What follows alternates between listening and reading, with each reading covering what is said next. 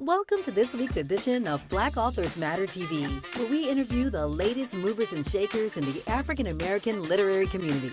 You'll meet some old friends, discover new ones, and stay abreast of the latest book developments around the country and even the world. So sit back and relax for the next 2 hours with Black Authors Matter TV co-hosts Gwen Richardson and Dr. Rhonda Lawson.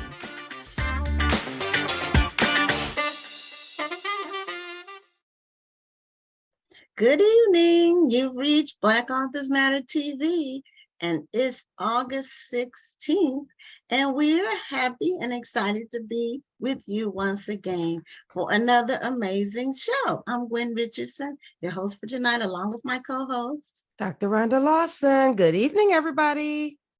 And we, of course, have another amazing lineup and something exciting for the second half of the show. But before we get started, I want to announce a couple of things. One, we're having our book club kickback. Our next one is September 13th. And we are going to be discussing this book, The Exodus, by Brandon Massey. So he'll be on the show with us on September 13th. If you're in a book club and you want to participate, if you're in our database, you've already got an email. But if you aren't already in our database, then just contact us and we will do a DM, a direct message, and we'll add you to the list. So we also have 2 books to give away tonight. So both of these books are they're advanced reading copies by authors who will be on future shows. So I think they'll be on in September. They both will be on in September. So the first one is, we have 2. The first one is The 2 Lives of Sarah. Beautiful cover. Very nice. By Catherine Adele West. And this book, I think the street date is September 6th for this book. So the trivia question for this book is, the setting for this book is in which Tennessee city? So which Tennessee city is the setting for The 2 Lives of Sarah? That's book 1. And book 2 is America Made Me a Black Man. It's a memoir by Boya J. Farah. And the question on him is, or the book is, the author was born in which African country? So if you answer either of those correctly, and you know how to do it, you do it in the comments, then you can get your copy of the book. And the final thing, our book festival featured lineup is complete. We have 4 featured authors this year. We just recently added Omarion as our last author, and he has a new book coming out at the end of September. So he'll be here at the festival in Houston, along with Bakari Sellers, Karen Parsons, and Rashonda Tate Billingsley. And we also have 120 registered authors that will be there selling their books, all genres. So you don't want to miss it. And we have a whole bunch of other stuff happening. So tonight we have our lineup. We have 2 amazing guests to start the show. And then the second half of the show will be announcing the finalists for the Jerry Pinkney Children's Book Awards in 5 categories. So the judges will be on the show with us to discuss how the process went and to announce the finalists. Our first guest is a photographer, and she has amazing work. Her name is Gabriela Hasbun, and she has a book called The New Black West, and it's all about photographs based on America's only touring Black rodeo. And she has put all of this into a book for people to enjoy. So Gabriela, welcome to Black Authors Matter TV. Hi, ladies. How are you? Thank you so much for having me. Wonderful. Thank you so much for being here. Now, when I was reading the article that I found about you, you are from, where are you from originally? I'm from El Salvador, Central America. Okay, that's what I thought it was Central America, but I didn't remember which city. And I just wondered what inspired you, because I know with photographers, you all take pictures of any and everything. And sometimes there's something that you specialize in. We've had a photographer on the show before, and his specialty was showing Black people reading or just different books. And so he showed a lot of his photography, and you're going to be sharing your photography later on in the show. But what inspired you to, one, take these pictures, and two, put them in a book? Well, that's a great question, Gwen. For me, I'm a people person. I love humans of all kinds. I'm an extrovert, or I was an extrovert before the pandemic. And so for me, my friend, my neighbor, her name's Zana Woods, she took me to the rodeo back in 2007. She's from Arkansas, amazing Black woman from the South. And she's like, let's go look for fried catfish, right? And so we went, and then I met all these amazing people. And for me, it's really the community of people at the rodeo that really, kind of locked me in and won me over. And I just kept wanting to hang out with them more and, learn more about the community and the history and really kind of dive deep. Well, I'll tell you, I've been to the Bill Pickett Rodeo once in my life, and Okay. I truly enjoyed it. And this was my first time seeing, because I'd heard of Black cowboys, but to actually see them in action was interesting. And this was actually my first time even hearing who Bill Pickett was. And I don't believe that he really gets the due that he should in American history. Was this your first time also seeing this when you went to this rodeo? Yeah, absolutely. Again, I grew up in El Salvador, so I didn't really know about the history, much about African-American history or about, Black cowboys at all. So for me, I had no idea who Bill Pickett was. I had no idea about cowboys. I mean, honestly, I was never even really into cowboys before this either. I mean, all I saw was, the white man representation of cowboys, but honestly, I saw the diversity in the community and the passion that the cowboys had for the horses. And it was just so palpable. Absolutely. Yeah. Now I live in Houston, so some people may not know about Houston's rodeo. That is a world class. It's kind of like the Mardi Gras in terms of how it's a month long, and you have people come from all over the United States, probably the world. And a lot of groups of Black cowboys, they do their trail ride and come to the rodeo. So it's a very, very huge event. We didn't have it because of COVID for a couple of years, but it's an amazing event. All kinds of and they don't just do horses at the Houston Rodeo. I know they give away a huge scholarship for whoever raised the best steer, like for students. They have the 4-H people who have their animals there to go to whenever they raise. So it's just a humongous event. And so I get a little bit of regular exposure to Black cowboys here in Houston. But I'm not from Houston, so it was new to me how big the rodeo actually is. It's huge.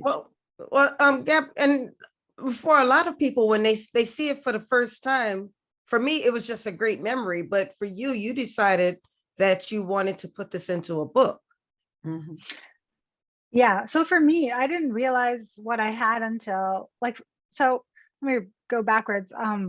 I started taking a lot of portraits of men in tech. When I started my career, I was doing mostly portraits of, people working in tech because I'm based in Silicon Valley, and, photographing also like famous chefs or, the local, celebrities. So for me, going to the rodeo to photograph the cowboys was my guilty pleasure. This is what I was doing for fun. This is what I was doing, me with my big old film camera. I was really, using film to photograph them, which is like so rare now. Most photographers really try and use film for their passion projects. So this was my passion project, and it only came around once a year. So I tried and go once or twice that weekend. But in 2019, I realized, I've been coming here on and off, for over 10 years. And I thought, I really need to do something with this body of work. So like, because I'm constantly sharing my pictures with the Cowboys, or like they're posting it on their Instagram and doing it whatnot. But I was like, really, like we have to memorialize how important this community is. And I'm only photographing, as you said, Gwen, a small community here in Oakland. And there's a even larger community in Houston, all over Texas. I mean, this is just a minute community here, but it's special to me. And I think, what the rodeo tries to do out here is remind people of how important these cowboys were in settling the West. So. Right. In fact, I think, hopefully I'm wrong, but I think the only movie that I actually saw Bill Pickett memorialized in was the recent movie that Regina King did. I cannot think of the name of the movie right now. Is it The Let Harder me They look at it. Fall? Yes, The Harder They Fall. I think so. It was on Netflix. Yes, Yeah, he was mentioned in that movie. But like I said, I feel like he really needs to get more credit for the strides that he made in the rodeos. Yeah, this book, I bought it at the rodeo. It's a beautiful book, which I recommend to your audience. The authors are incredible. It's a children's book, really, but they really tell his whole story very well. And Andrea Pinkney and her husband, I believe Brian, they wrote and illustrated it. But really, he invented bulldogging and was the first Black man allowed to participate in a rodeo. So it was really mind-blowing what he did, because white people would never allow for Black people to participate at the rodeo at that time. And they didn't care, apparently, about the color of his skin, because he was so entertaining and he was so talented that it's like, oh, okay, there's a Black man performing for us. Oh, okay, they forgot about his skin color. Oh, amazing, right? It's like, well, so sometimes talent, you can't be denied. There's just some talent that you can't ignore. So exactly, you can't ignore that, and it shouldn't. Anyway, it was just amazing what he did, and how he was able to be seen and finally acknowledged. But the Cowboys tell me also that back in the day, the Black community would have their rodeo after the white rodeo. So like there would be the rodeo, and then afterwards the Black Cowboys were allowed to do their own thing. But I'm assuming at that point the arena had been emptied out by most of the audience. I don't really know, because I haven't really consulted with a historian, but I highly recommend this book. Again, it's called Bill Pickett Rodeo Riding Cowboy. Do you have a copy of your book as well? Yes, I have my copy right here. Yes, we'd like to see it. Yeah, it's right here. Okay. So yeah, and actually, she's from Texas. Oh, yeah. I was about to say that's a lady. Yeah, she is cowgirl. Denisha Henderson. She's competing still. This picture was taken back in 2009 or 2008. But Denisha is she lives in Texas, and she helps organize the rodeo. She's amazing. This year, she was here with her family, and her mom, also participates in organizing the rodeo.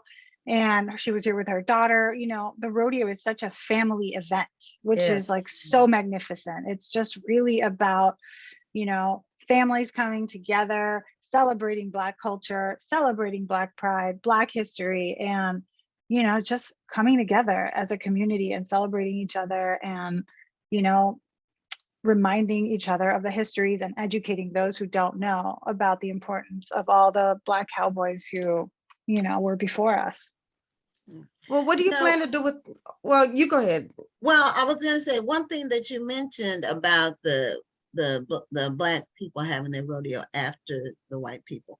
That's a very common structure from, after slavery, before civil rights, during that whole Jim Crow period, where it was like that at beaches, amusement parks, swimming pools, if Black people could use them.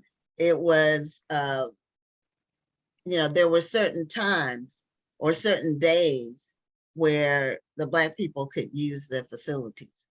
So that's a similar structure to what you've described, with what happened at the rodeo there. And, you know, a lot of that is like lost history, Mhm. because unless you were alive when that happened, or unless you read books about it happening, you know, it's not something that people really know about now, because they take so much for granted, the access to everything for Yeah, which granted. is why I was going to ask, what do you plan to do with the book, or what have you done with the book? Are you getting it into schools? Have you submitted it to different historical societies? What are you doing so far? That's a great question. This is my first book. It's my first rodeo, so I Oh, am I didn't know it truly, was your first book. I didn't know yeah, it's my that. first book. This is That's like a dream for me. amazing. You know, this is a complete dream for me. I couldn't be prouder of it. Like, the publication did a beautiful job. They really did a great job. I'm always nervous about, you know, the quality and everything, but the whole team, my editor, the designer, everyone did an amazing job. And I can't believe I did this during the pandemic with my kid homeschooling for a year. So I'm proud. I'm gonna give myself a little pat on the back because that was real struggle. But I have never even heard of like submitting into a historical society. Rhonda, can you, I mean, maybe I'll follow up with you about that because I think it would be important. I've had a couple of teachers reach out about, you know, wanting to buy prints, which I'll probably just end up donating to their classroom because they cover Black cowboys in their history program. And so they're like, you know, I really want to like have something for the kids to see. So that's been amazing. You know, the PR team at the bookstore has been reaching out to a lot of different publications, so it's been getting a lot of attention in that sense. So like definitely, you know, it's reaching different media.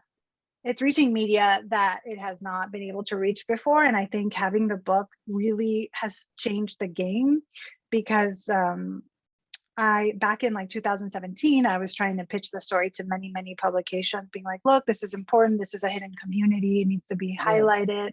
It's been, you know, it's like the healthy, you know, it's like such a wonderful community. Let's show them off. And I was only able to get an editorial piece in San Francisco magazine, which was locally here. And then ESPN, The Undefeated, which covers a lot of Black stories and Black culture pieces. But that was it. And now you have a book out and it's like a game changer.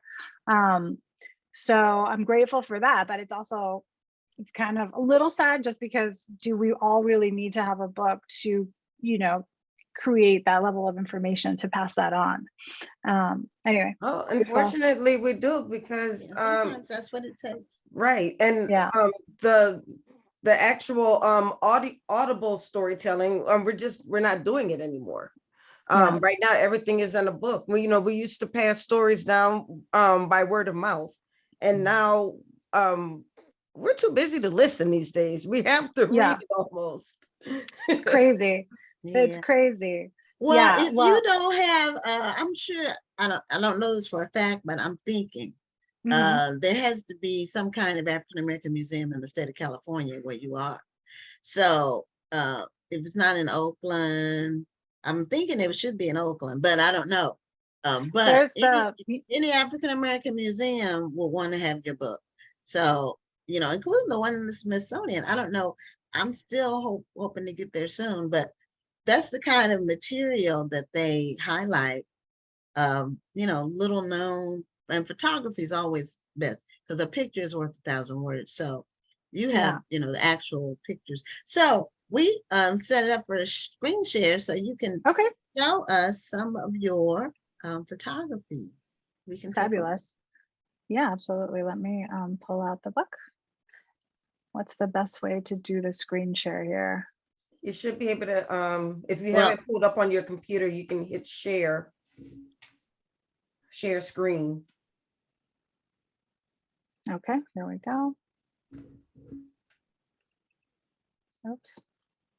Can you see my messy desktop? Yeah. Oh, So you yeah. can? Pull your pictures up. Okay. There you go. Okay, because I can't see it, and I'm not sure what you're. I feel like Oh, I can see my. okay. We can see it's a picture of some people kneeling. Looks like. So if you move, it's like a PDF. If you slide it a little bit leftward, because our faces are covering the picture. Okay, here we go.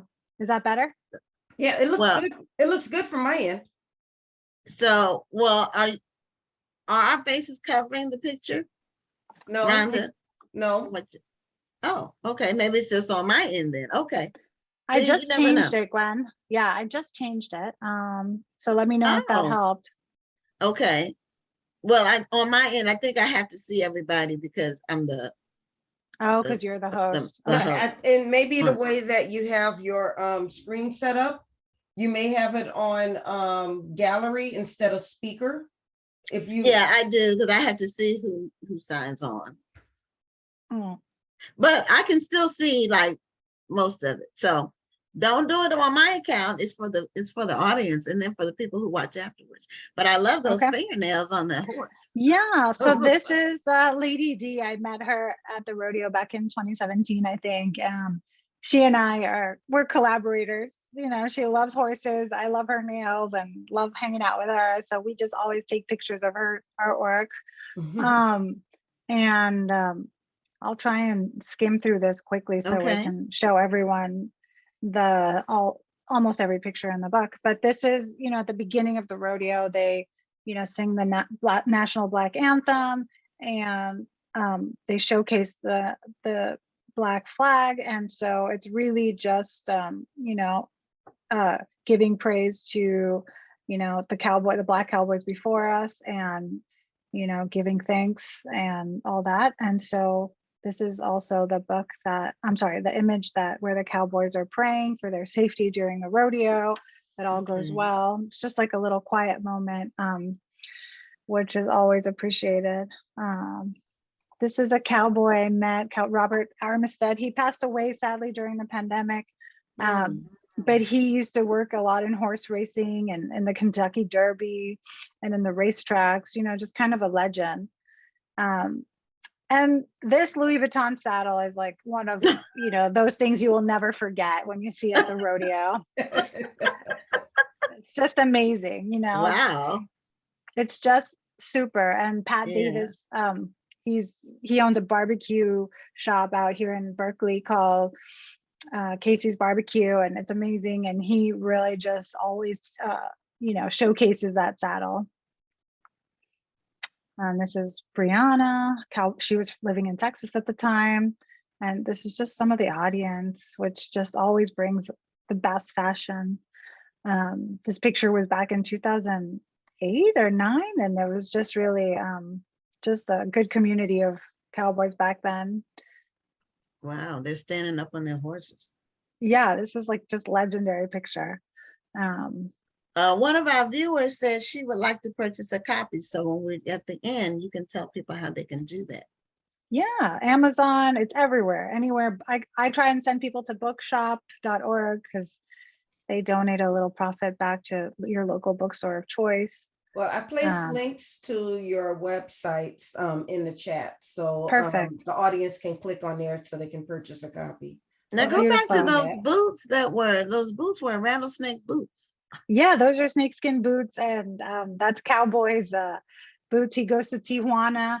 Leroy is a retired bull rider, and every time you see him at the rodeo, he's wearing a different snakeskin boot. And he goes straight to Tijuana to get them because they're cheap. He says $500, cheap, you know. Yeah, my husband bought 2 pairs of boots in Mexico, so I do.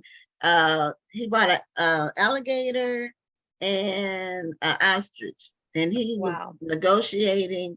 He got a good price for him. That's amazing. Yeah, shopping in Mexico is amazing. Yeah. And this is Jameer. Jameer is a cowboy that participated for the first time at the Bill Pickett with Spurred Up. There's so many programs in the Bay Area and throughout California, honestly, that help youth get into horseback riding because, you know, horses are very cost inefficient, or, you know, it's very expensive, cost prohibitive. And, you know, they paid, I think, for his rodeo entry. And so it's just really amazing once you really start learning about horse riding, how many people want to help the young community kind of get into it and learn the history and learn the background and all that. Yeah. See, I think books like this are so important because a lot of people don't realize that Black cowboys still exist. And it looks like it's very well attended. It's very well attended. Yeah, sold out shows. This year I went to the LA rodeo for the first time, sold out show, and it's an even bigger, bigger stadium or arena, and yeah, it's just beautiful. And this is Jordan. He's now a bull rider, and he's really young and just so excited to be riding bulls. It's truly amazing. This was during the Black Lives Matter protest back on Juneteenth. This is Jordan again. There's a black parade here, Black Cowboy Parade, the first weekend in Oakland every year, almost every year. And it's beautiful because the community gets together at Defemery Park, which is a historically Black park where a lot of the Black Panthers, did their community meetings and everything. So it's there every weekend, and it kind of parades through. They do a big walk through and parade through certain streets in Oakland. It's really, really beautiful. Well, we don't want you to show all your pictures now. Really? Well, here's just a quickie. Look, it's just we want people to buy the book. Yeah. Okay, well, I want them to know what quality they're getting. Right? Okay, there you go. I think they could get that from just the pictures that you showed. Thank you so much for sharing that. No problem. Those are beautiful. So Thank you. for people who want to get a copy of your book, how can they do? You said it's Amazon, and was it bookshop.org? .org. I Okay. recommend them because I've heard of them before, but I've never been to. yeah, I think you can Right. choose the bookstore in your community that you want them to donate a portion back to, but it's literally at Barnes and Noble online, probably everywhere online. Some Okay. friends have gone to their local bookstore and haven't been able to find it, but a lot of times they'll order it for you if you don't Right. want to pay for shipping and stuff. Right. But yeah. Now, when you published your book, you're self-published, I'm assuming, or no? No, I published with Chronicle Books, thankfully. Oh, okay. So you had a publisher. Yes. Because I know doing photography, that's a lot different from just doing a regular book with words. Yeah, it or gets even a children's expensive. book. Yeah. Yeah. It gets expensive. That's a so lot I'm of ink. grateful. Yeah. Yeah, I'm And it's grateful. colored too. Yeah, I'm So. grateful that the publisher paid for the printing. There's And you not have a to lot have a of, certain kind of quality paper. All of that is key when you're dealing with photographs.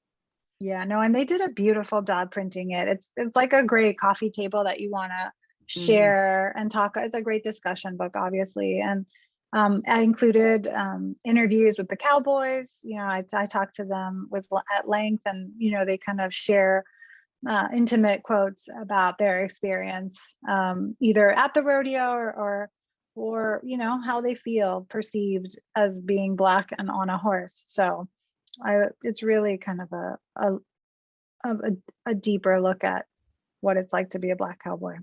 So what do you have planned next? It's a great question. I don't know. I'm ready for book number 2 on the Black Cowboys. I feel like everyone is upset with me that I didn't include everyone. So they're like, "Why didn't you include me, Gabriela?" Okay, let's go talk to the publishers. We need. It sounds like book 2. we need a volume 2 now. Yeah, exactly. Volume 2, maybe please. Maybe you Maybe I could need to have come. a different theme of some. I mean, it can still be the West or Cowboys, but maybe you can have another focus on. I don't know. Maybe But Black as a ranchers. photographer, you're always taking pictures anyway. So Yeah. now, is this what you do for a profession, photography? Yes, I've been lucky to do this as a profession for 20 years now. Good. Yeah, and this book is just a dream come true. I'm incredibly grateful and so honored to be able to share it with everyone now.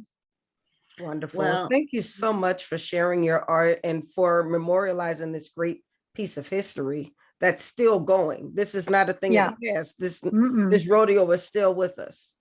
Absolutely. Yeah. And the more Living people who know about it, the better, because it's, again, more of a community builder. Okay, well, Gabriela, thank you for being on the show. Support her work with her book, The New Black West. And we really appreciate you taking the time to share it with us. Thank you, Gwen. Thank you, Rhonda. I appreciate your time too. Thank you for having me. Oh, thank you for being here. Have a great night. Thank you so much. Too. But Good night. Those were amazing pictures. Beautiful photos. Beautiful. Okay, so who won the books? Did anybody Well, answer the questions? my Yeah. soror, Gwen Hayes, won the first book. She said Memphis was the answer. Okay, that's correct. And Lydia Bruce, Somalia. Okay, that is the correct answer for this book, America Made Me a Black Man. It is Somalia, so that's Lydia Brew. And we will send the books out this week. Your copies are Congratulations, in lady. route. So next we have, and I guess this is kind of like art night. Our next guest is an author, but she's also an artist. So she has a new children's book out that just came out yesterday, I believe, according to what she says. And we'll find out. It's called Dream Jumpers. And her name is Adrienne LaFaye. And she looks happy. Thank you so much for being a guest on Black Authors Matter TV. Oh, thank you for having me. Thank you for being here. Thank you. So did your book come out yesterday? It did. Congratulations. Thank Yeah. you. Yeah, and it sold out too. Oh, that's good. And in a Yeah. way it's good, and in a way it's not so good. I Yeah. know when you sell out of your book and then people want it, you know, it's good, but you wish you had some more to sell to the people. Oh no.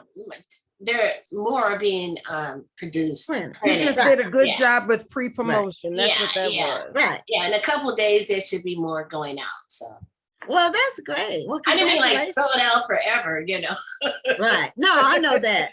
No, I mean, it's always temporary anyway, Yes. but it's still, there's a little bit of a space where you can't sell books. If somebody asks you, oh, I want a copy, and then you don't have it. That's true. You know. So anyway, Adrienne, is this your first book? It is. Oh, okay. All right. Well, congratulations. We have two first-time authors on the show tonight. So, Yeah. but you're a painter, an author, a filmmaker, and you teach art education. So tell us about your career in art and Okay. filmmaking, and then tell us about the book. Okay. So I knew at the age of 5 that I was going to be an artist. And that was because I was in kindergarten, and you know, I had the finger painting classes, and immediately when my hands touched the paint, I was kind of elevated into another arena.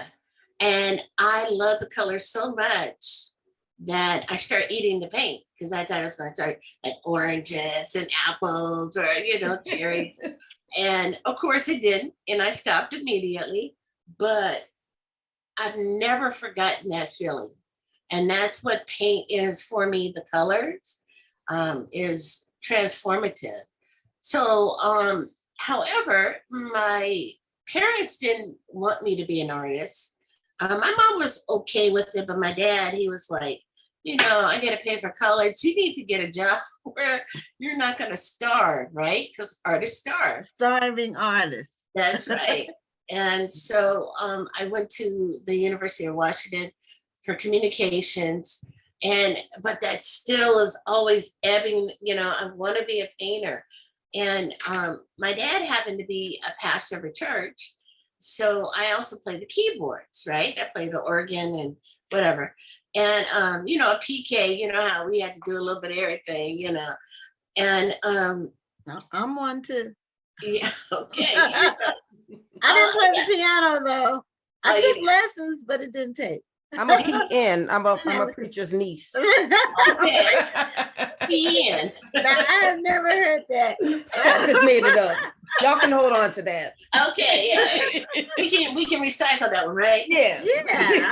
Yeah.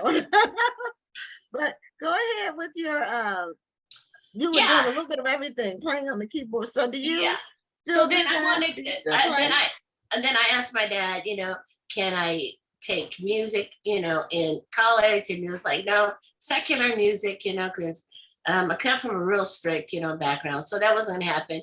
Long story short, I ended up on my own going to the Art Institute of Seattle and loved it.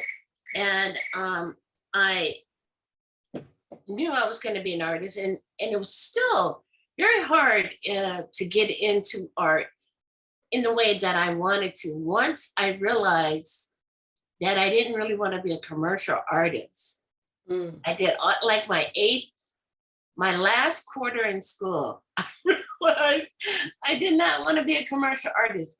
I didn't want anybody to tell me what I had to paint or what I had to do, even though I did it.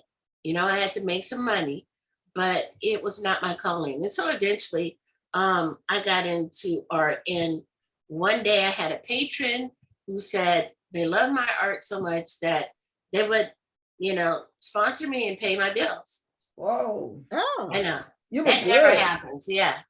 And so that's in 2010, that's when I started to be completely a full-time artist. And the rest is history, as they say. So you've been a full-time artist since then? Yes. Wow. wow, that was a great springboard. Right. Yeah. When somebody's gonna pay your bills. that's the Yeah. whole, and that's really it, It really is. to take a passion and be able to make a living doing it. Yeah, I really think it was, it was a God thing. It was God, because that doesn't happen. And, being African American, come on. That it was like a miracle, one of my miracles that have happened for me in my life, right? And but that got me to the place where I could say, okay, I'm gonna step out and I'm gonna do this. And so that launched that. And I went on and painted many paintings and been in many shows, solo and group exhibitions. About in 2018, oh yeah, well, I'm an ex-addict. That's another part to my story. Wow. Yeah, it's a lot. But I came out as a lesbian, and of course I was kicked out of the church and all that kind of thing. And before I knew it, I became an addict. This is the short version, because the long version is really, really long. Is all of this during your journey of being a full-time artist? Yes. Wow. Yeah, it is. And I ended up getting incarcerated. And so I tell you that story because in 2018, I was really searching for why I was chosen to be an artist. Yes, I could paint, beautiful portraits. I can, but I believe we're here for more than just ourselves. I definitely believe we're supposed to help other people. And so I really, started praying and meditating and trying to figure out what would God want me to do with my talent. And yeah, I taught people how to paint, but that wasn't enough for me, right?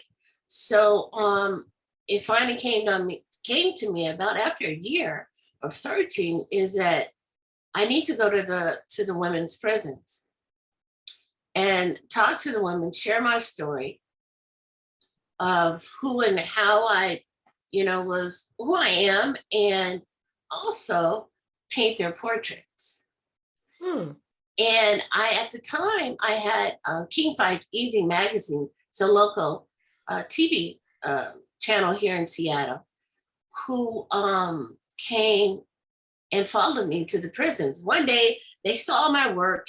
I have a lot of work out there. And I had a journalist email me and say, hey, I like your work, and I like to do a story on you. And I get all kind of weird people who, email me and stuff and say they want to do this and they want me to ship my work to them in Yugoslavia or something, just bizarre requests, right? So I didn't think much about it. And I said, okay, right, sounds great. Tell me more. And she was like, so I'm Diane Torrey, and I'm from King 5 Evening Magazine. I want to do a story on you, blah, blah. Okay. And I said, well, how do I know you are who you say you are? And she was pretty much like, oh, I'll email you a picture of my business card, right? And I thought, anybody can do that. I give out business cards all the time. And I, at that point, I was done, right? I wasn't going to even talk to the person. And she came back with, oh, when I pull up, you'll see the van, because it's King 5 Evening Magazine all over it. Okay. So I said, okay, yeah, I can work with that. And so she did a whole story on me. And about a year later, she asked me what was I doing, working on. And I told her I was going to the women's prisons. I was going to go talk to them, have, some one-on-ones with the sisters.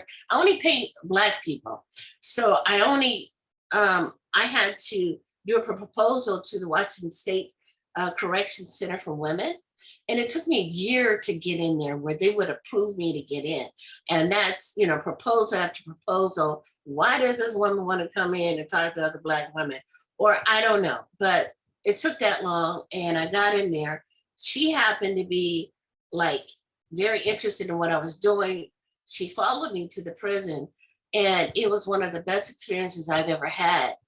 And I decided that I want to go to nationwide and go to as many prisons, well, at least 5, because I'd like to have about 60 paintings in total. I want to do a documentary on that. And I'm always filming, and I want to exhibit it in each city, but also I want their families to be included. All the women get a free portrait print of themselves, and they get to write about who they are, or at least who they want to become. And I include that with the portrait, with the exhibit. So okay, are these full body portraits or just like head, shoulders? Head. Or is it different? It's different. Well,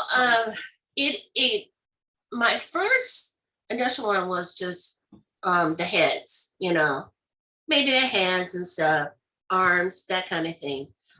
It's very possible that I may do some full body, but it's a lot more work in that, because I'm doing about the first round was 14 portraits. So I'm trying to get about 60 together. So it just depends. So it actually kind of sounds like eventually you found the purpose that you were looking for through this work, through your art. I did. And what's so interesting about that, in the Bible, it says your latter will be greater than your former. And, how we think, or I did, my mistakes, how do I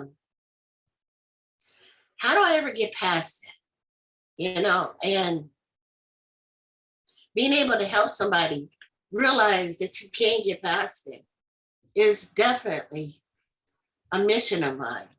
And, through my research, I found out that Black women are massively incarcerated, just like their counterparts, the Black male. And a lot of people don't realize it. And most women, they say 80% of women that go to prison are there because of their husband or boyfriend. Yeah. Yeah, trying to help them commit crimes and being an accessory to whatever. They may not, it may not have been their idea, it probably wasn't their idea, but they're trying to help. Yeah, and the sad part about it is, the Black woman or the woman is basically the nucleus of the family, and she has children. They said that it's it can be a 5-generational death for the family when she's incarcerated. And it takes that many generations to get back to where they were. It is almost impossible for when a Black woman goes to prison, she loses her children as a rule, and unless, you know, she has an auntie or grandmother, somebody can take care of them. But a lot of times they go into the systems, then those kids, they have kids, and it goes on and on. So when the woman is gone, it's very detrimental. And we know the Black man, when he's gone, that's detrimental too. So yeah, it became a good thing though. It's not a sad endeavor. It's a very uplifting endeavor. It sounds And like it. I want to give the women their opportunity to be heard and seen. And that's what this is about. You know how many people nobody ever cared what they, you know, who they were, or never encouraged them or supported them. So your art kind of anything. gave them a voice. Yes. So it let them introduce themselves as something more than what you see. Thank you. That's Okay. exactly. Well, tell us about the, you received the Governor Mike Inslee Art Award, and you're joining us from the West Coast. Our first guest was also from the West Coast. Oh, really? We don't have, like, most of our guests are from the East Coast, Yeah. but we know we do have people from the West Coast. We normally don't have two on the same night, but it's, you know, it's interesting. She was from California, and you're in Seattle. Yeah. Mhm. So what, tell us how you got the art award. Oh, I had done some public art in Renton, Washington, which is a suburb of Seattle, and he just loved what I did. It's some abstracts of flowers, and what I did was I went to a manufacturer who could reproduce my artwork, put it on 8 by 8 feet by maybe 10 feet. And I had 4 of them, and I had them all framed. Oh, So I okay. created Renton's first outside fine art gallery. Oh, that sounds beautiful. It does. It sounds. Yeah, I used Yeah. to live in that area, so I'm happy about Yeah, that. you did. I remember you mentioning Renton before. You I've used to never live in been Renton, to. Washington? Well, I actually lived in Tacoma, but I Oh, was yeah. basically all over the place. Yeah, Tacoma's close. It is. Yes. Yeah. Yeah, Rhonda's lived in a lot of places because she's an army brat. Yes. That makes She's sense. been overseas. She's been in Belgium, Germany, Yes. Wow. Britain. I know you told me you went to Yes, Great Japan, Britain. She's been China, all those places. Oh, wow. You're world When I traveling. grow up, I want to do some of that traveling. I'm getting there. I'm getting there, but I'm not quite there yet. So we want to make sure we know about your book, Dream Right. Jumpers, that just came out yesterday. Do you have a copy of your book with you? Yes.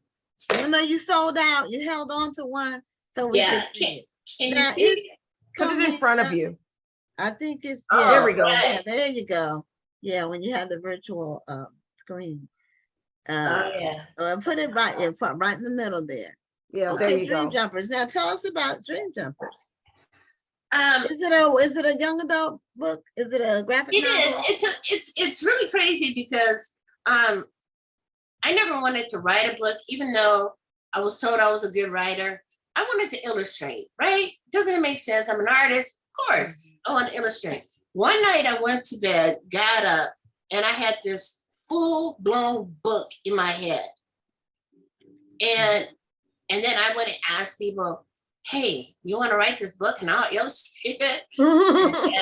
And some people were like, yeah, sure. Couldn't get anybody really on board with it. And about 2 weeks later, I had sat down at my computer and I wrote the book about 56,000 words in 2 weeks. However, after I That's a lot found of writing. out, Mhm. I found out that it was more of an outline than it was an actual book. You know, I mean, in reality, I had a lot more work I had to do. And so eventually I had to hire a couple of editors to help me to get it to the place that it is today. That must But be a long book. well, Yeah, because you had an outline of 50,000 words. A lot of people envy that because they can't, that's a lot of Right. words for an outline.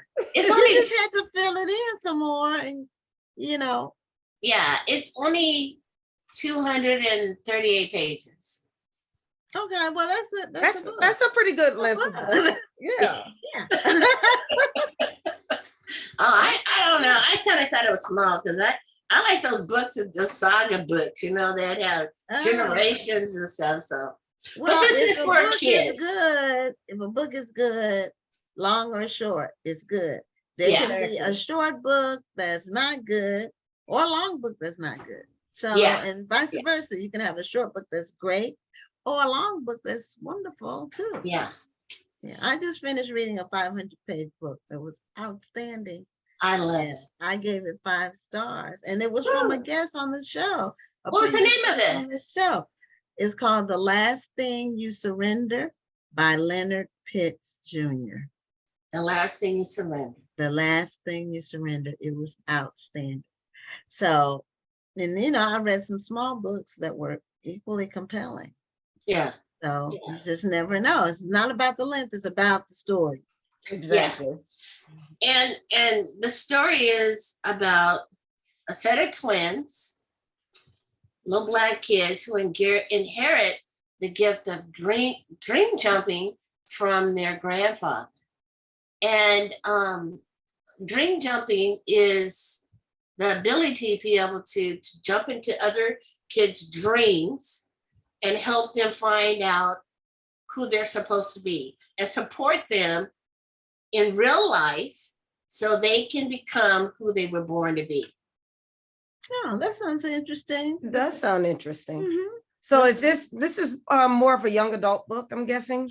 It's kind of a middle grade teenager book.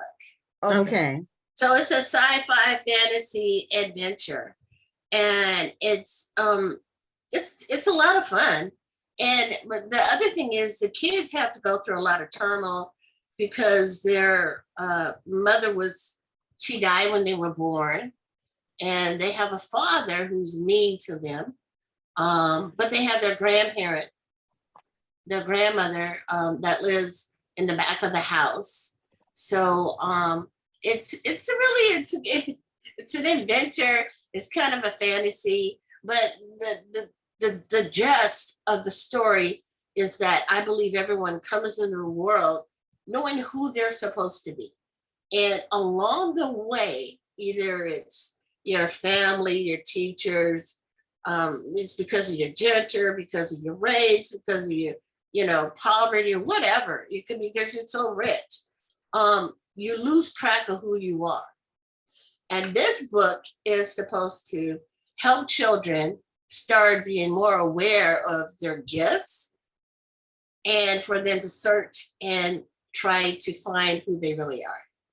Well, it's interesting to me that you chose science fiction in order to convey this message, because as you were telling your story, I didn't hear an interest in science fiction. But then when you talked about the story, then you said it was a science fiction story. So where did that interest come from?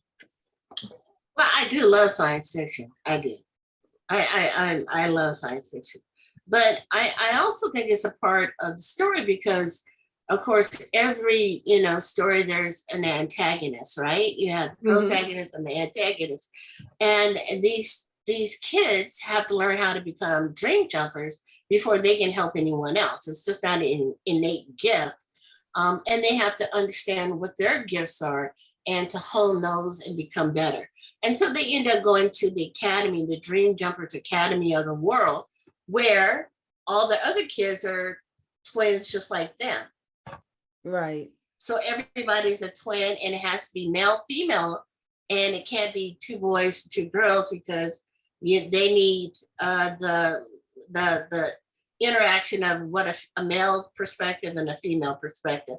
So their grandfather has a sister who passed away, and they were both dream jumpers. And so they go to this place where they learn how to become dream jumpers, and they're being taught, and then they have a lot of obstacles that they have to come over and go through, and then they have, I don't want to, give a lot of the story away, but they have this entity out there trying to stop them, and it becomes kind of sci-fi really at that point. I love the layers that you have in this story. I mean, there's so much going on.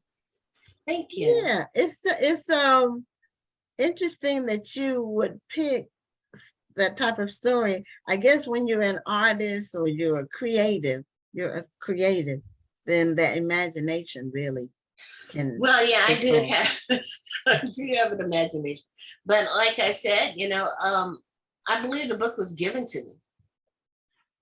I Well, never had any. it sounds interesting. It sounds unique. Like it's not, it's not a storyline that you've heard like 1,000 times before. Right. So Yeah. that's really good. Now, are you planning to do a series with the book? Or have you thought that far? I know sometimes when you do your first book, you just are excited. You're just ready your to get it first done. book is Yes. out there, and then people, readers will ask for more in the story. That's normally how it ends up happening when people do a series. People will want more. Well, initially I said, because writing this book is one of the hardest things I ever had to do. I mean, it was incredibly hard on so many levels, because I like to just let my imagination go. I don't really want to think about the structure so much if I don't have to. Lord have mercy. I mean, I learned so much about myself with this book. And I also learned that I'm not a quitter. I am. Yeah. Well, I'm when you learn it, now you know it. So your next book. I thought I wasn't, but I know I'm not now, because there was no reason for me to finish this book. There was no reason other than the fact that I know it was a gift from God. And that's the honest truth, because I had no intention of writing any books. And I said, after this, I'm never going to write again. Well, I think I might have to. Yes, you have to. You are an author now. Yeah. Yes. And people will want to hear more from you. Yeah. Once they read this first book, they'll say, I'm looking forward to reading more from her. Yeah. And I know we only have a couple of minutes left, but I'm just wondering, I know that's your art on the front of the book, but did you incorporate your art throughout the book as well? Yeah, I did about 10 illustrations in the book. And I'm going to be making a book of the illustrations, because that's really what I want to do, is illustrate the story. But I got so deep into the book itself that it was hard for me to do everything. So yeah, I understand. This is. Now who's that? Okay, Is that you? No, this is Malia in the story. This little girl. Okay. And her grandfather's deceased, recently deceased, and she keeps hearing these voices, and it sounds just like her grandfather. And so she decides that she's gonna, find the voice, because it has to be somewhere in this house. And so she runs all over the house. She can't find it. And eventually she just kind of, the picture where she's just sitting there, she starts crying. She's emotionally upset because she loved her grandfather, and she can't understand why this is happening to her, and what was her grandfather mad at her? Was he coming back as a spirit? She didn't understand that. So that's the first chapter. Okay. Well, we're at the end. You guys got to read my book. Yeah, well, I want to read it now. Yeah, you have to leave. You're leaving something. You whet the people's appetite for your book. So if you can hold the cover up one more time, and then tell people where they can get a copy of Dream Jumpers. The Inheritance is a sub. Put it closer to you, I think. Yeah, there you go. Oh, okay. Mm-hmm. Can you read it? Yeah. Yes. Mm-hmm. Yes, it's Dream Jumpers, The Inheritance, and you can get it almost at any bookstore, Amazon, Barnes and Noble, Kodo, Walmart, Target. It's on sale, so online, and you can get the ebook, so you can just get it. It's still in available. Just the print's not. So it's only $9.99 for the book. Well, you Okay. did a great job pre advertising. Thank And you. it says a lot for a first time author to sell out of their first print run. So congratulations on that. And we wish you all the best with your future endeavors. Thank you so much, ladies. It Thank was you. nice meeting you both. Thank you and congratulations on your book. Thank you. I appreciate it. All right, have a great night. You too. Bye-bye. Bye-bye.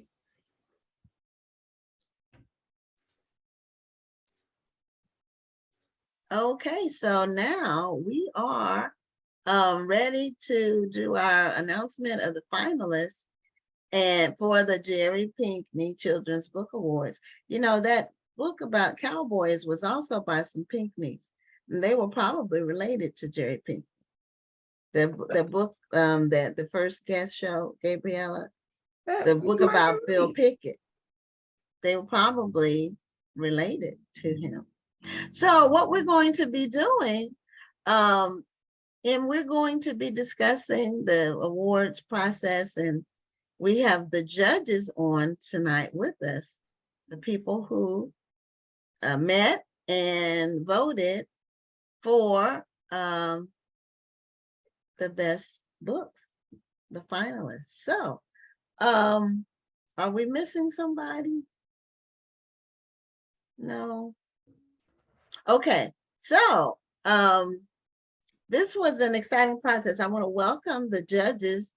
I was a judge, as well as Rhonda Jackson Garcia, and all of these people. Some of them are managers at the Children's Festival, with Book Festival, and they're also children's authors, award-winning in their own right, and so and dedicated to African American literature, and just love books and the whole process of reading. And so when we decided to have our panel of judges, we wanted people who had experience and who would be willing to participate, because it took us, we spent a lot of hours going over all of these entries. So before we get started announcing the finalists, and we're going to be doing it by category, I have one housekeeping note. Lydia asked about the book for the book club kickback. I did show it earlier, but people who missed it, it's The X's by Brandon Massey. So the book club kickback is September 13th. The Black Authors Matter TV show that night from 8 to 9 8 to 9 Central will be doing the discussion of the book. So at any rate, I want each judge just to give us a little explanation or some insight into, just for a minute or so, how you felt about being part of the judging process and the entries and all of that. So we're going to start with Rhonda, because she's at the top on my screen. I don't know if she's on the top on everybody's screen, but we'll start with Rhonda. Hi, so I was really excited to be a judge for this contest, mostly because I was an early reader. We always read at my house, and it's really important for kids to be read to, as well as to do reading a lot. And so it was really, really important to me to be able to take a look at these categories and look at these books so that I could see not only what was on the market, but get super excited that children would be able to get these messages and read these stories and have them in their hands. So that was really important to me. Awesome. Okay, Mary. This was an exciting process for me as well, being a self-published author and looking at the submissions from all of the authors, particularly ones who probably went through the same journey as me. It was really interesting seeing how some of them really nailed it, and they understood how to to get a polished copy that did not look like it was self-published, actually published. And then being a former educator and having a 6-year-old great niece who was autistic and having children around me all the time, I was just very impressed with all of the unique stories and just how the beautiful illustrators and authors work together to have some really good content. Okay, Pam. Uh-oh, Did she freeze? no, she didn't unmute. All right, can you hear me? Yes. All right. Well, I agree with Mary. It was a very exciting experience. I enjoyed it. First off, I am a book lover and a reader before becoming an author myself. And it was a unique experience to see all the different authors that submitted their books and their take on how to tackle their story. And the illustrations were amazing. And it was not an easy task, but it was very, very, very, very interesting, a labor of love. I'm not going to even say labor. It was just love. Amen. And Shalita. Yes, ma'am. It was very enlightening, very exhilarating. I thoroughly enjoyed it. Some of them were so good, I had to take notes on which ones I'm going to look at later as well. So we enjoyed it. Thank everybody for their entry. We could see their hard work and their passion there. And also with us being authors, it gave us that opportunity to kind of, look at what's out there. So it was very, very well done. Very well done. Yeah, and I probably should have said this at first, but the reason why we established the Jerry Pinkney Children's Book Awards, which will be an annual award, is that there's lots of children's books being published by African-American authors, but they don't get the recognition. You hear about one or two that get some exposure from that are published by the big publishing houses. But there are so many that are beautifully done, just amazing art and thought put into it, but you don't really hear about them. They don't get the exposure. So this is our effort to expose the top produced books based on an objective process, not a subjective process, but an objective process. So there's a few things that we learned during the process, and we are going to start announcing, we're going to do it category at a time. One thing we found there, we had about 150 books that were entered into the awards process from a variety of categories. We initially were going to have a breakdown between age groups, but we found that there wasn't that much submitted in the age 12 plus. So because of that, we combined, instead of having a separation between K through 6 and age 12 plus, we had just that category of books. So, and then a couple of them, we didn't have enough submissions to even have a process. So we ended up putting those with others. And then we also decided for next year, to create some new categories. For example, we're going to have a comic book category, which we didn't have. We're going to have a graphic novel category because that is a very growing field genre. And we want to do something with coloring books or workbooks, something, there's a lot in that genre. So those are categories we're adding for next year. So what we're going to do is we have 5 categories is what in the sum total of all of our work and effort and the hours we put in, we have 5 finalists in 5 separate categories. So we're going to show them on the screen, and each of us will take one of the categories to name the authors and the books. And there's a photo of the author and the cover of the book shown. So you'll be able to see the people and their book covers. And then the winners in each category will be announced at this year's National Black Book Festival on Saturday, right after the Children's Festival. So, and that will be a live stream. We will be doing a Facebook Live for that. But the rest of the festival, you have to attend to participate. So anyway, here we go with the first category, which is, and I'll start and then everybody else take one. So the first category, and our media manager, Robert, who's also my stepson, he does a great job.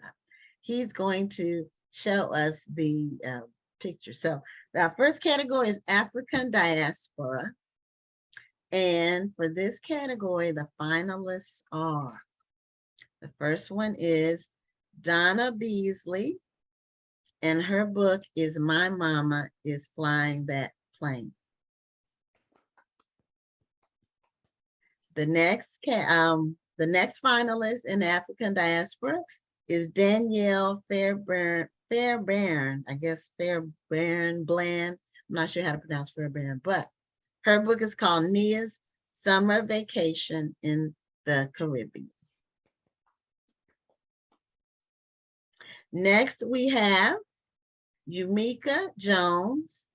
I live with my daddy, not my mommy. Aw. Next, we have Delana King. Her book is the African American ABC book. Nice. And the final entry or finalist for African diaspora is Ada Ari Okonkwo, and her book is called The Spider's Thin Legs. So those are the finalists for African diaspora. And one thing I do want to mention, as we were reviewing all of the books, we took a lot of time reading the synopsis for each book, making sure, one, that the synopsis matched the imagery and the subject matter, because when you do a book, the theme should be apparent throughout. So, and were the illustrations captivating? Did the cover say what the book was about? Because you get that image from looking at the cover. So we took a lot of things into consideration.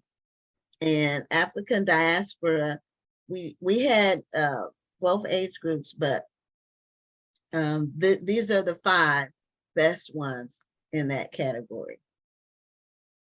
So did any of the judges have anything else, any comments about the African diaspora category? Those were some great books, awesome illustrations, unique approaches to the subject matter, and just great work from the authors. So congratulations to the 5 finalists in African diaspora. And each finalist will receive, we had made some stickers that say Jerry Pinkney Children's Book Award finalists, that you can, they're gold stickers that you can put on your books. So each finalist gets 50 of those that they can put on their books. And if they want to purchase additional ones, they can do that at a very inexpensive price. So next, we're going to, our next category is educational. And in the educational category, I just want to say one thing. I don't know, where did Rhonda go? Is she still there? I'm here. Oh, no, not you, Rhonda, the other Rhonda. Oh. It's 2 Rhondas. Yeah. But, and where did Mary go? I'm here. Oh, Everybody's okay, here. I can't see. Okay, I see. You're switching on me. Okay, I'm sorry. The educational category was one of the biggest in terms of submissions. We had over 50 books in the educational category, and we had to narrow it down to 5 finalists. So that wasn't easy. So Mary, would you do us the honors and the educational to announce the finalists for education? Absolutely. So the 2022 Jerry Pinkney Children's Book Awards finalists for educational. The first is Michelle Daly, and her book is called I See Me in You. Oh, The second finalist is Jeremiah Devalier, and his book is called Lands of Scientia. The third finalist is Delina King.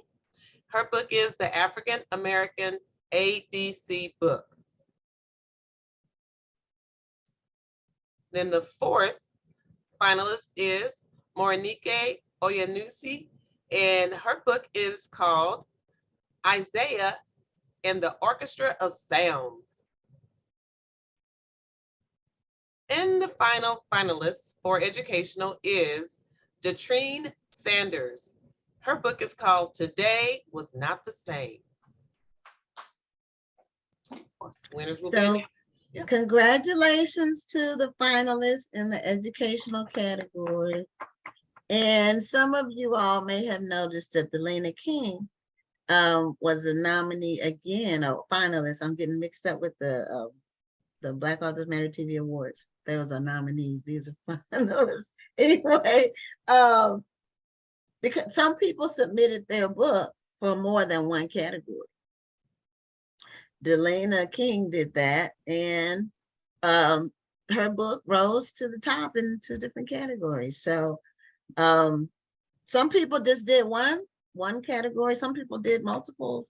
It was really about the quality of the work and not the quantity of the submissions in terms of how many categories people selected. It was about the best. We wanted to highlight the best. So that's what we did. So congratulations again to the people in the educational category who are finalists, and you all will all get your stickers that say finalists. And they will go out this week, one day this week, so you'll get them soon. And they will go to the address that you provided on your application when you submit it for your book. So our next category is motivational. And motivational was we had an equal number of, a huge number of at least 50 books that were submitted for motivational. So educational and motivational had the most submissions out of them all. And so again, we had to go through 50 books and select the 5 best submissions. So Rhonda, Rhonda Jackson Garcia. Absolutely. Will you announce the motivational finalists? Sure. So the finalists for our motivational category of the 2022 Pinkney Awards. First one is Welcome Home Lennox by Michelle Daly. The next one is Amariah's Magic Afro Puffs by Amariah Gray. Our third finalist is I Need You to Know You Matter by Laura McLean. Our next finalist is Isaiah and the Orchestra of Sounds by Morinike Oyenuse. And our last finalist is The Amazing Adventures of Beto and King by James Tate. Okay, congratulations to the finalists in the motivational category. And a couple of things you all may have noticed about this category is that Michelle Daly had a second book that was a finalist. She submitted 2 different books. Some people submitted more than one book in different categories. So she submitted 2 different books in 2 different categories, and she's a finalist in both of them. And then Morinike Oyenusa is with her book Isaiah and the Orchestra of Sounds. She was a finalist in 2 categories. So, and then we had a child author. The one thing that happened when we put together the presentation, we didn't have photos of the authors. We had their book cover and their website. So next year we probably need to ask them for their photos, because I had to go looking around for photos. So most of them were on their website. So, but I didn't know that Mariah Gray was a child until was putting the presentation together. So then we had in the previous category, Jeremiah Devalier with Lands of Science. Yeah, he's been on the show a couple of times. He was a finalist for the Black Authors Matter TV Awards, and then his book is a finalist for the educational category for Jerry Pinkney. So congratulations to everybody. And we're getting some really, really good feedback online. The people are, I'll just give some of the feedback. People are loving the covers of the books.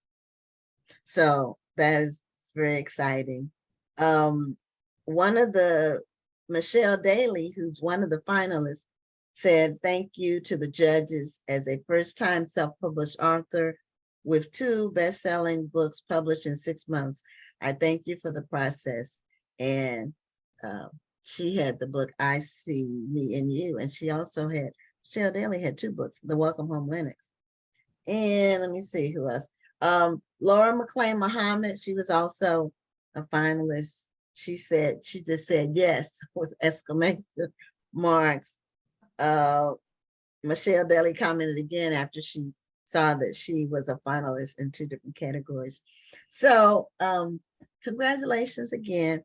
And so our next category is religious faith, and Shalita is going to announce the finalists in that category. Absolutely. This is the 2020 Jerry Pinkney Children's Book Award for the finalists for religious and faith. And our first finalist is, excuse me, I'm sorry. Okay, we have Crystal Carroll with Today I Saw a Ladybug. Crystal Carroll. The second one, we have Grieving Granny by Kiana Hines. Okay. We have Josie Johnson's Hair and the Holy Spirit by Esau Macaulay.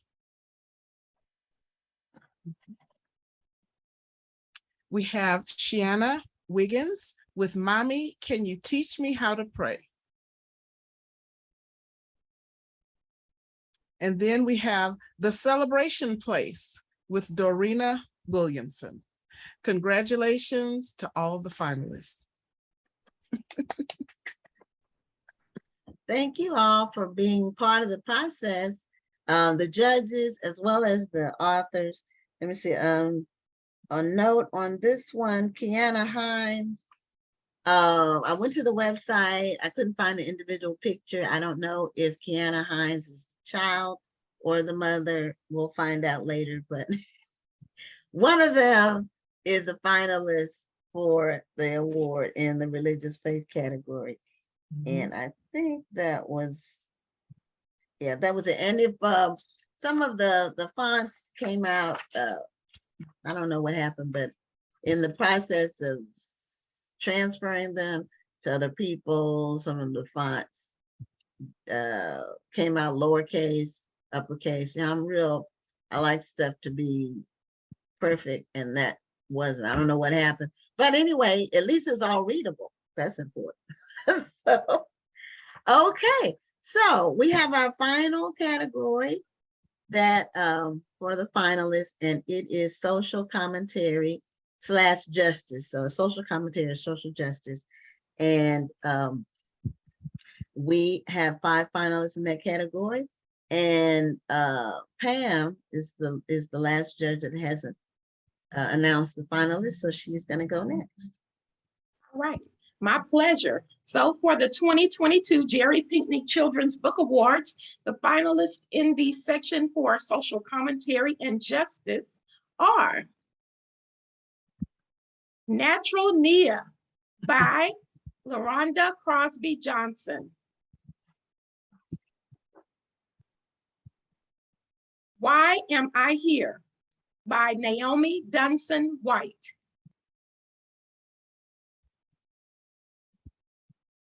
Jamal and Me, Freedom Summer by James Johnson.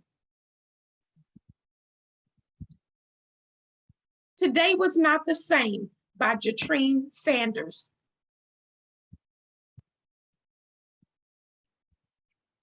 The Last Time by Eric Williams.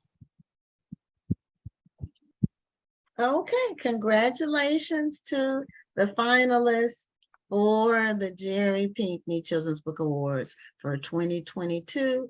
And you all are doing amazing work. Everyone who submitted books, we really appreciate you being part of the process.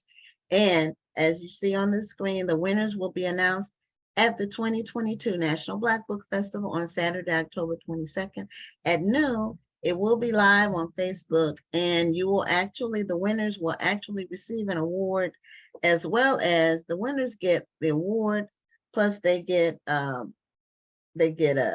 Black Authors Matter mug and playing cards. And then there's going to be a grand prize overall winner that will get $250. So that'll be exciting to see who gets that. And so we're done with announcing the finalists. These will be posted on Facebook. We're having a video slide presentation with all of them on it. So people will be able to share it, and we'll send that to the people who are finalists. But before we go, since we're actually ahead of our time, and I don't know if my media manager is probably going to come back on at 8:55. Like he normally does and do the outro. Might have to text him and tell him we might be wrapping up early tonight because of the announcement. But I'd like to go around a little bit and want some things that we discovered while we were in the process of judging the books, some advice we want to give authors when they're creating their books. I'll just do a couple, and then I want all the judges to have some comments, whatever you feel like people need to know. But when you enter a competition, you need to read the rules. And the rules for this particular process, the book had to be published in either 2021 or 2022. It was, stated clearly. And some people sent their books in that did not meet that guideline. Some were published in 2020, some in 2019. So they were automatically excluded from the process because it had to be a new book from 2021 or 2022. Yeah, it could be people may not have realized it. They may have thought it slipped through the cracks. One thing that will happen, all of the books that were submitted, we're donating them to the public library here in Houston that's in one of our African-American neighborhoods. It's the Acres Home Library. So in that way, people will still be able to benefit from your work. But read the rules carefully, so you at least can compete, because that's why you're sending your book in. So what are some of the thoughts from the other judges? Anybody can go this time in. Okay. Go ahead, Pam. Oh, okay, I'll go. I will say when authors are thinking about the title of their book and what the subject of matter is in the book, make sure that it flows together. We did see a few book titles, and then when we read the book, it didn't match at all. Yeah, that did happen. Yeah, and I think that for me as a I am in no way like the grammar police, but I am an English professor and the writer. And for me, one thing that stands out is when a book has not been edited well. If there are lots of grammatical issues, it will take me completely out of the story. And even though this is writing for young people, it still should be edited. It should still have, proper grammar and formatting. And I'm not talking about stylistic choices, right? We can make stylistic choices that are consistent, that make it obvious that we are breaking or certain rules or making certain things as executive choices. But editing is really important. It's expensive. I get it, but it's really, really critical and very, very important. I would think even more so for kids' books because we kind of want them to know the proper way that words and syntax, sentences, and grammar kind of go. So that was a thing that kind of, if anything, that took me out of the whole thing was seeing those kind of issues. Yeah, and I will just add to that. Editing for a children's book is not expensive because it's not that many words. Yeah, I mean, That's true. I think I paid my editor, she only charges me $25 because it takes an hour, for a children's book, it's not that many words. So it's worth the investment. It's a small investment for children's books, but I agree with Rhonda on that, and we all agree on that. So who wants to go next? I'll go next. So when we were, we established like what kind of things are we going to do for each of what we're going to look for, basic stuff for each of the books. And of course, we immediately looked to see if the copy written within 2021, 2022. So as Gwen said, some really nice books went straight to the library donation. We were saddened, but they didn't follow the rules, whoever they were. And then we would look at the cover. Is the cover cluttered and with something that doesn't even match the name of the book? And then on the back, did it even have a synopsis anywhere? And those are some of the things that really did not help some of the authors, because just the cover alone, if it cannot tell a story, and then we turn the book over and there's no synopsis in the back, even though these are adults buying the books for their children, there's kind of two different audiences. The kids usually don't have the money. It's the mamas and the daddies and the grandmas and the aunties. And so those are just things that we'd like to encourage you to those of you who are aspiring or needing to like republish your book, to take those considerations. Shalita? Oh, yes, absolutely. For me, of course, the main three things to me, especially for a children's book, would be the cover, the content, and the illustrations, and putting that all together. They have to make sense. And then also the age group that your audience is, right? So if you're giving me really super big words and it's for the, 6 to 8-year-old, then who are you writing to? And so I think that makes a lot of sense, to make sure that when I'm writing, I'm speaking to my audience that I'm trying to get to. And so those were some of the things that sticked out to me, because when I was looking, I was like, oh, that's a pretty big word, for somebody in the 3rd grade, for example. And so we just want to make sure that we're doing that. But again, we appreciated the information, and this is valuable feedback that you can use, for your next book that you're going to write, for sure. So it was a great experience. Right. And you know what? It's no, if you're self-publishing, especially through somebody like KDP or somebody like that, it's really not that expensive, because once you sell out of whatever inventory you have, or if you have it on the Kindle, you can just re-upload an edited version, but yes, you need a synopsis on the back of your book. If you have a children's book, you need the synopsis on the back, because otherwise, how will people know what the book is about? And you'd be surprised how many books we received that did not have one. Several. So also, here's something else that we encountered books with that just didn't have the elements of a book.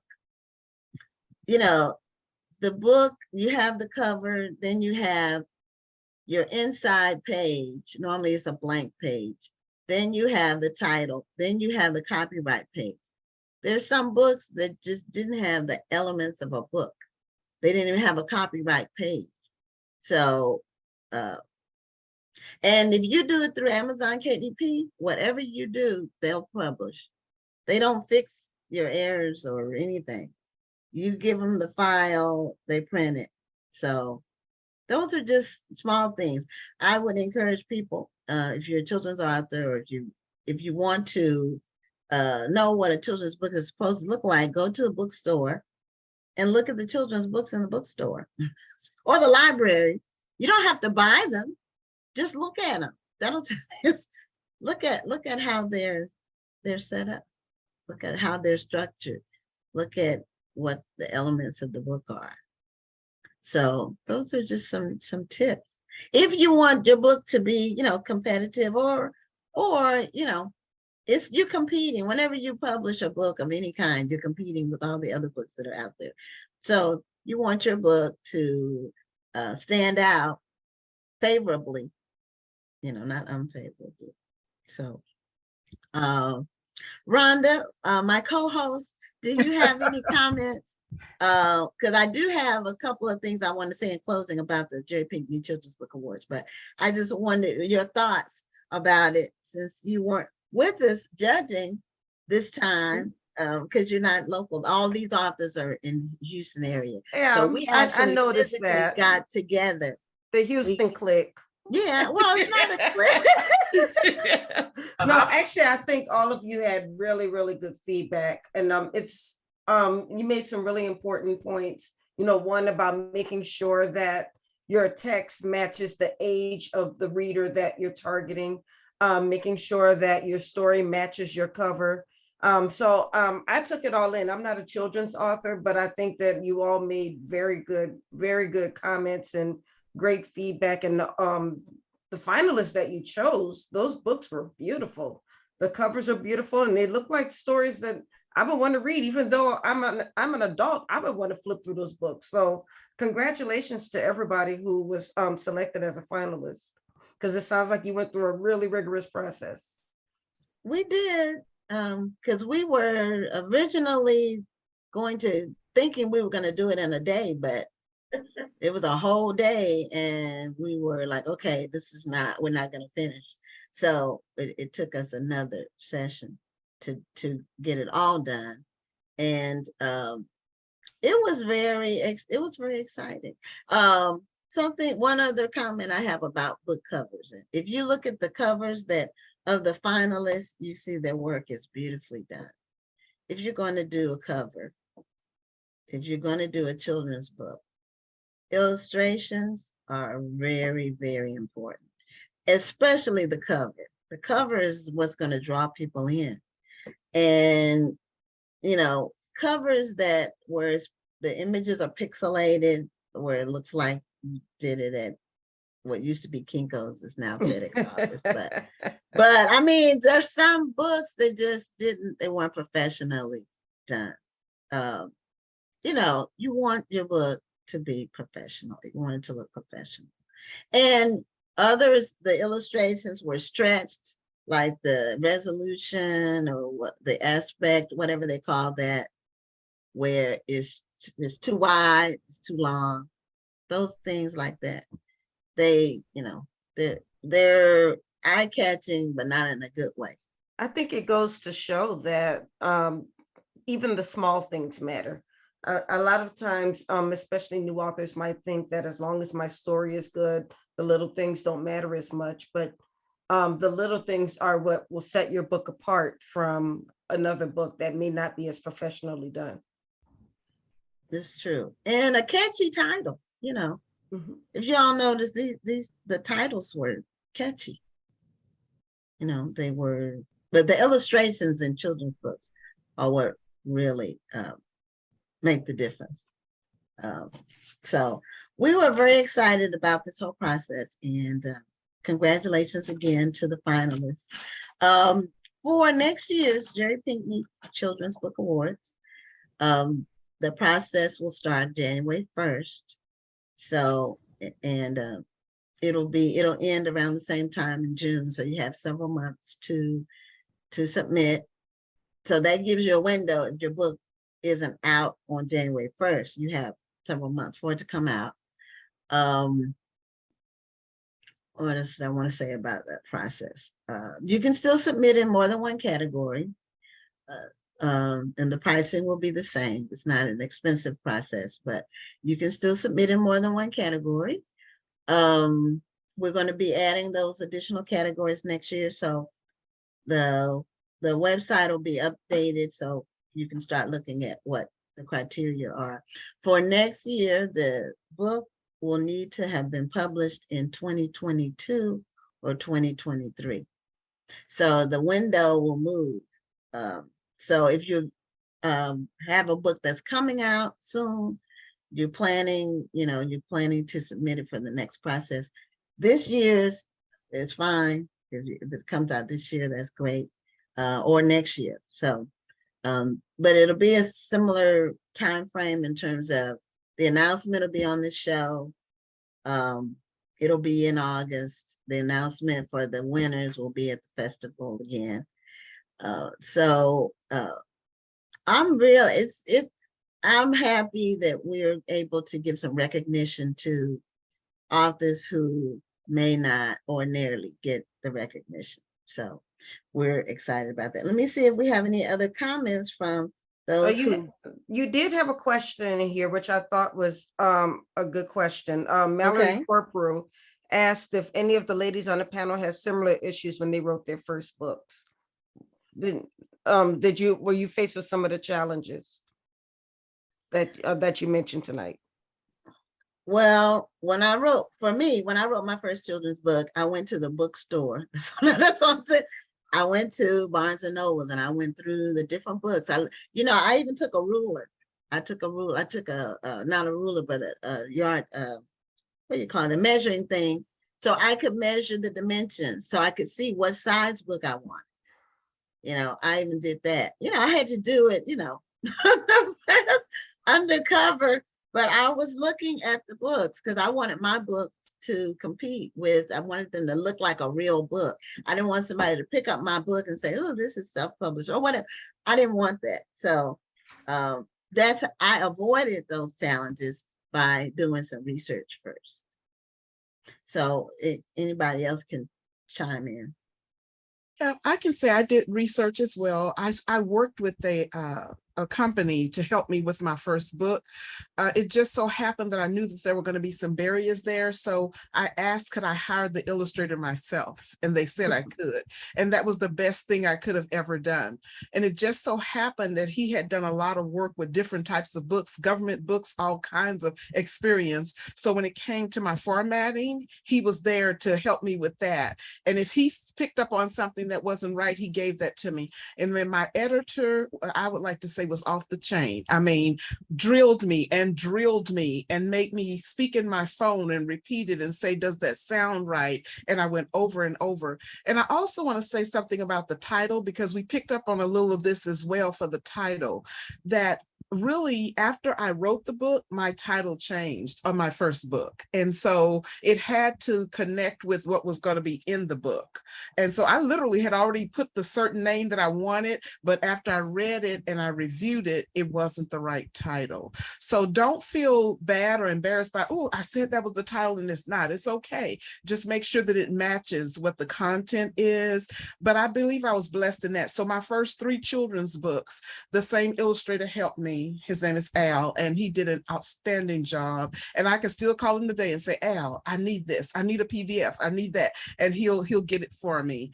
And so he knows the craft. And I think that's very, very important. So just some tips on that. And yes, Great. I went to the bookstore and I looked to see what they had. I was like, I'm not gonna be embarrassed with this. Right. Yeah, that first time, go check it out. This stuff is there. And that the books in the bookstore are published by big publishing houses. Yes. Almost all of them. So, and they have tremendous resources. So they have the stuff available for you to look at, to see, How are you going to do yours? Well, we're going to wrap up a little early tonight. We are done with the process that we set forth. So we hope you all gained something from the conversation. And again, congratulations to the finalists. You're going to get your stickers in the mail soon that you can put on your books, and you can let everybody know we're going to be doing a national press release as well as a video online that will be, and we'll send you links to all of it.